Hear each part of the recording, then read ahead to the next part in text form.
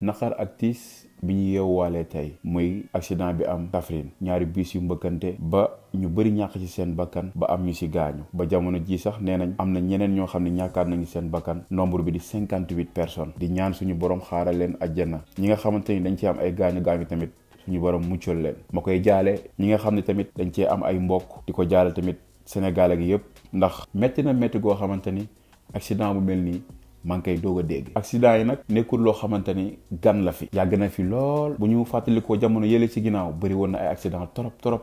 te lu ci ëpp ay bus la woon ba sax état bu Sénégal jëloon nay ndogal daal ni dañuy wàññi limite vitesse yi bus yi nga xamante ni dañuy daw ba indi woon tamit ay permis yoo xamante ni par point la. waaye dafa mel ni saa su mbir yi amee état jël ci ay mesures ñu da siy jub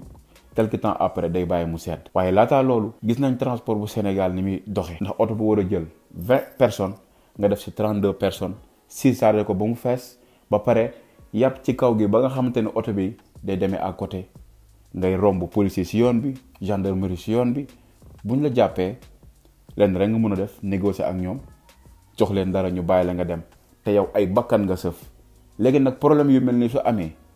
ñu ñëwaat daan ni voilà chauffeur si dëgg la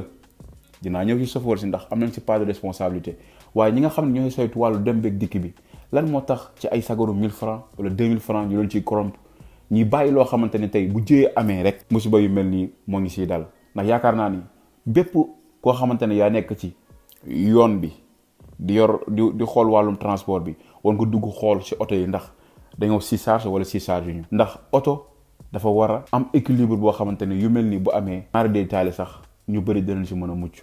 waaye déet su yu mel nii amee rek mooy oto ba dañ koo diw ba mu fees dell ba nit ñi kenn du am foo nooyee chauffeur si nag am na si ñoo xamante ne seen comportement macha allah waaye am na ñoo xamante ne seen comportement ñooy waral jëye yu mel nii ndax sëf ay nit ñoo xamante ni tolloog plus de 50 personnes ci biir oto ngay jël oto di ko dawale nu la neexee bu ñu waxee nga sànni loxo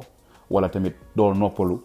ngay dawal di nelaw ba yu mel nii di am moo tax il faut que ñu xoolaat comportement chauffeur yi xool tamit ñan la ñuy jox oto yi ndax yaakaar naa ne ab chauffeur biy dawal kooku responsabilité bi gàddu ci kaw ndoddam ndax benn su accident amee dina ci am part de responsabilité dinañ xool kii nii moom bi muy dawal maanaam mi ngay ànd ak sagoom wala ànd ak sagoom kon état lay war a suur jël leen ay matukaay ci dem beeg dikk bi rawatina aussi tamit camion yi nga xamante ni ñooy daw ci kaw tali bi nu leen neex la ñuy dawee xooluñu ko nekk seen kanam lijjantewuñ loolu lu ñu fekk sa kanam bale mu dem kon nag ndeem accident bu mel ni mi ngi door a am Sénégal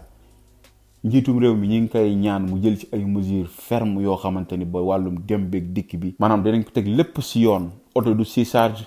danañ yàpp nombre ci niñ ko war a yebe su ko defee benn problème du am waaye lu mel ni am na ñu dem quelque temps état du ci waxati loolu tamit wax dëgg yàlla amul benn sens may masowaat bu baax a baax képp koo xamante ne rek am nga ci famille maa ngi lay masow ku ci am gaañu rek yàlla na suñu borom yëkkati ba nga nekkaat say activité waaye wax dëgg yàlla accident mel ni moom maa ngi koy door a dégg Sénégal plus de 58 personnes ñàkk ci seen bakkan tey ñuy gën a rafetal jikko yi te yéenante jàmm Sénégal jamono ji deme na noo xamante ne wax dëgg fa yàlla doy na waar si nga gis mbir yu mel ni am ku nekk di ci wax di ci dugal ay politique naan